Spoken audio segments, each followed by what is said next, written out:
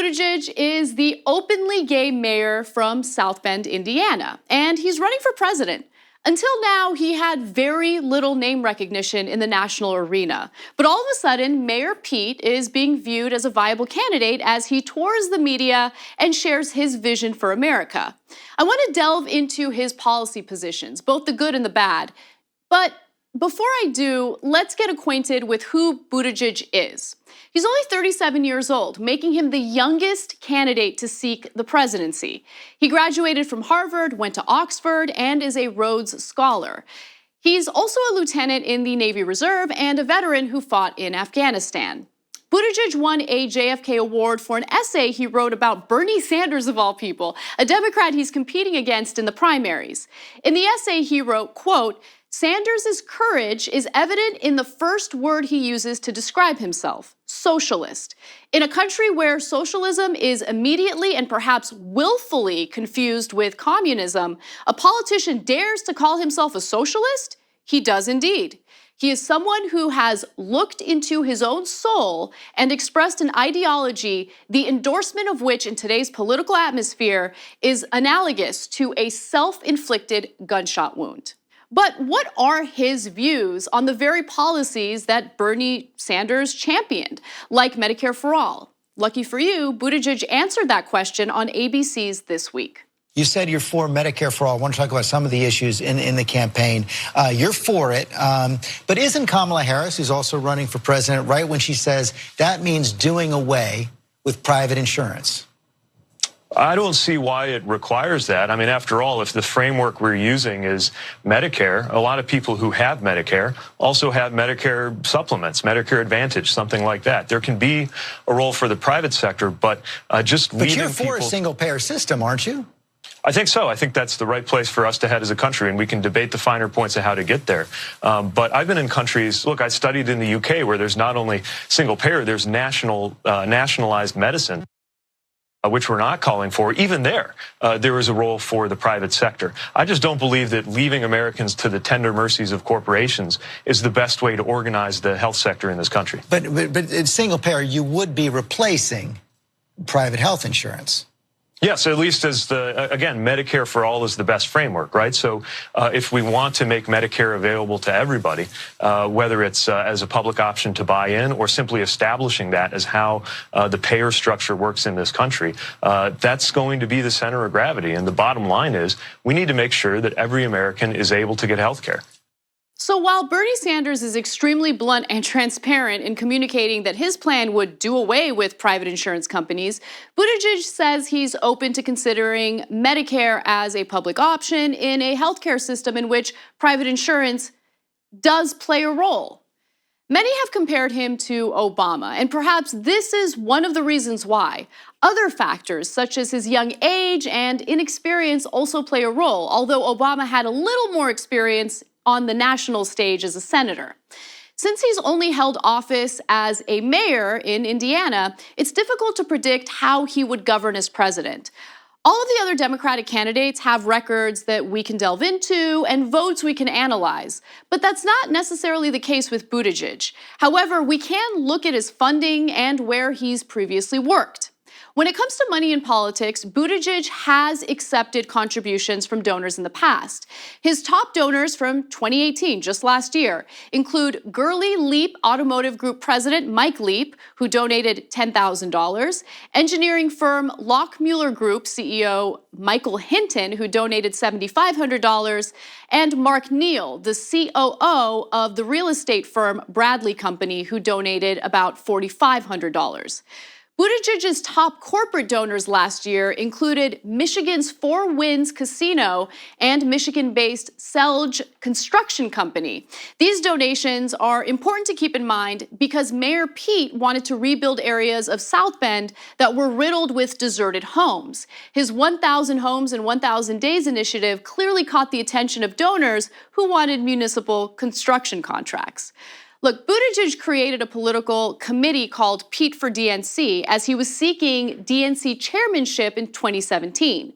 He wasn't chosen as DNC chair. However, he raised more than $500,000 in the first 6 months of 2017 alone.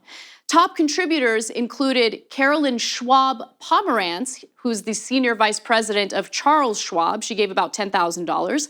Facebook chief product officer Chris Cox, who gave $33,000, and Facebook co-founder Chris Hughes, who gave $5,000.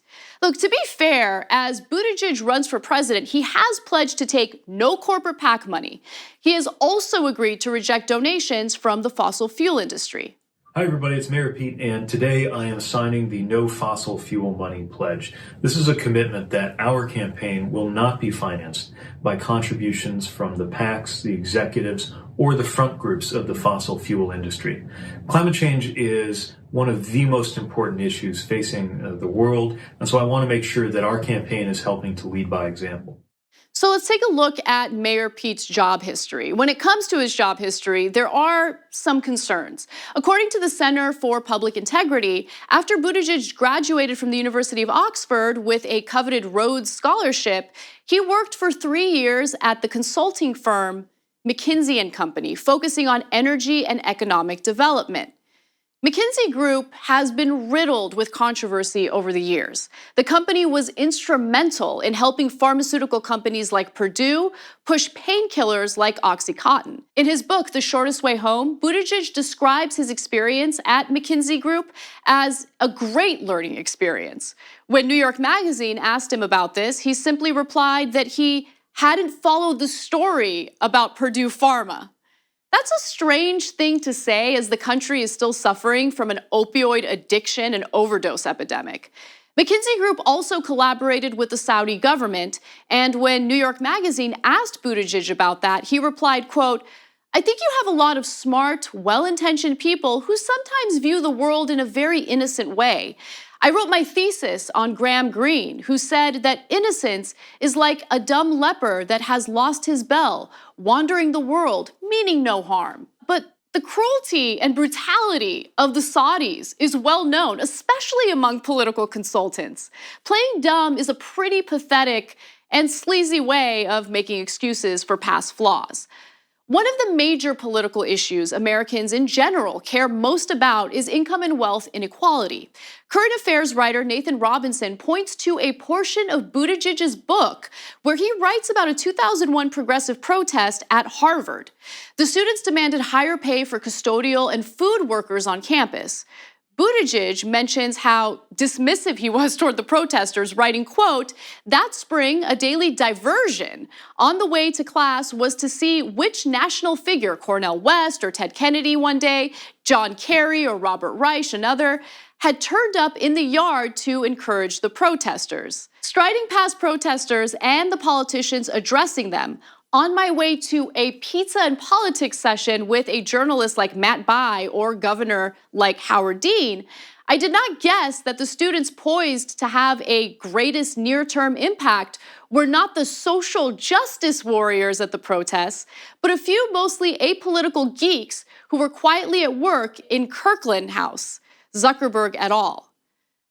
First, it's strange to me that a Democrat who seems to be positioning himself as a progressive would refer to these protesters as social justice warriors, which is a right-wing talking point meant to belittle people.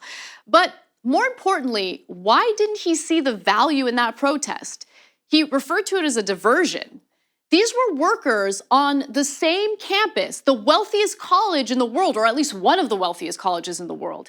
His reaction to the protest demonstrated a giant disconnect between the working poor and his proud elitism. Since we're on the topic of higher ed, let's talk about Mayor Pete's views on college affordability. Buttigieg is not as far to the left as some progressives are, or at least as some progressive voters would want him to be when it comes to combating the issue of student loan debt. Stephanie Murray from Politico tweets that Buttigieg on free college says, "Americans who have a college degree earn more than Americans who don't. As a progressive, I have a hard time getting my head around the idea a majority who earn less because they didn't go to college subsidize a minority who earn more because they did."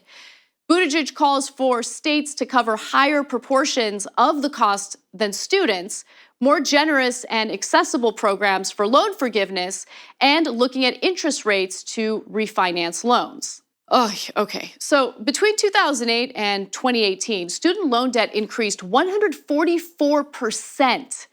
Obama-like incremental changes aren't going to do the trick here. Taxpayers subsidize all sorts of nonsense when it comes to preemptive wars like the war in Iraq or the Saudi-led war in Yemen.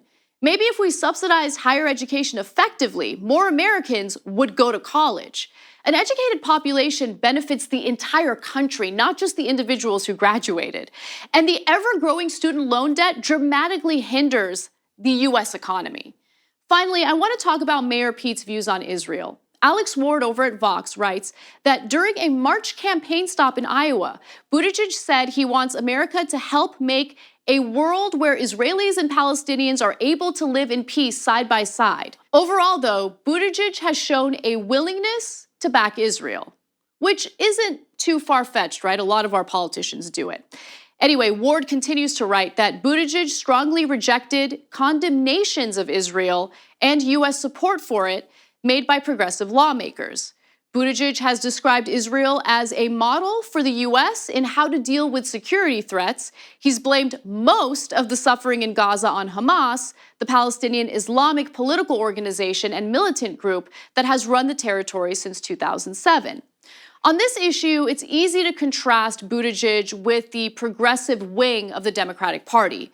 Take presidential candidate Bernie Sanders as an example, who, according to Vox, has repeatedly condemned Israel for violence at its border with Gaza, where time and time again, Israeli forces have killed mostly unarmed protesters, including women and children, pleading for an end to the decade-long Israeli blockade of food, fuel, and medicine. Buttigieg seems to blame the hardships of the Palestinian people on the poor governing of Hamas, saying, quote, most people aren't aware of the difference between what's happening in Gaza, run by Hamas in the way that is contributing to a lot of misery there, but also totally different than an environment where you'd have a negotiating partner across the table.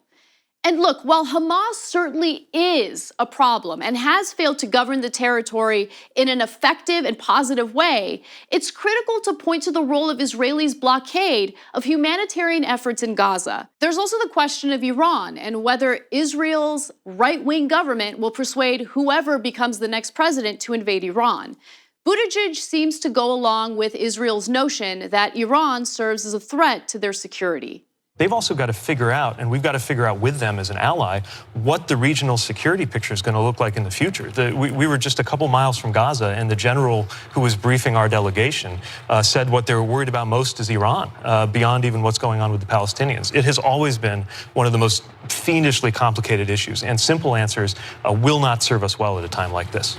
I'm sure we'll learn more about Mayor Pete as the election season heats up. Like many candidates, he's a mixed bag, but it is interesting to see how many of these candidates run as strong progressives. It's clear that there's a thirst for progressive policies in the Democratic Party. The question is, which candidates actually believe what their campaign platform entails? It's not easy to figure out what a candidate is really going to do, especially when he or she doesn't have much of a record to go off of.